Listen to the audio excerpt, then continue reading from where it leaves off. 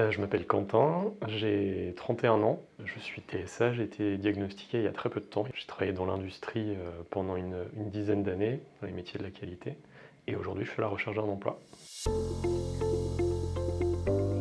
J'ai fait un métier qui m'intéresse pendant une dizaine d'années, mais qui me coûtait énormément d'énergie. Donc c'est important pour moi aujourd'hui de parler du TSA dans mes futures expériences professionnelles pour avoir des adaptations qui répondent à mes besoins et qui me permettent de m'épanouir pleinement, plutôt que de passer le reste de ma vie à compenser au travail. Moi, ce qui me posait question, c'était d'avoir des clés en fait pour parler du TSA, notamment dans les processus d'entretien, pour savoir comment en parler, quoi mettre en avant, comment le pitcher en fait. Et en tout cas, oui, ça a beaucoup aidé, notamment avec les simulations d'entretien, et c'est quelque chose que je vais retirer qui va être très positif. Au-delà du bootcamp en lui-même qui est très très positif.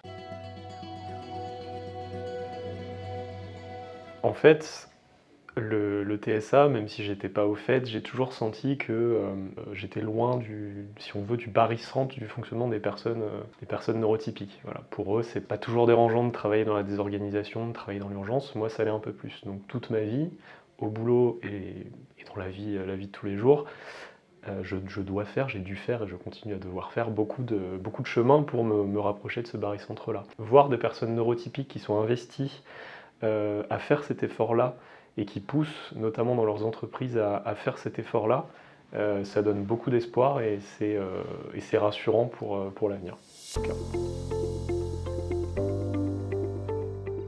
Ce que j'en retirais, c'est surtout cette remotivation au regard du monde de l'entreprise, notamment de l'entreprise privée, et cet espoir que ce TSA, que je puisse le porter en entreprise et que ce soit OK, et que je puisse faire un travail qui me plaît dans des conditions qui me vont.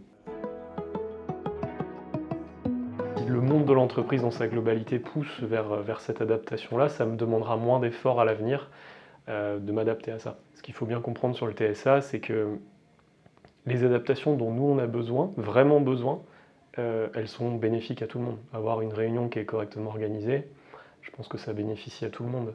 Avoir un environnement de travail où il n'y a pas trop de bruit, je pense que ça bénéficie à tout le monde.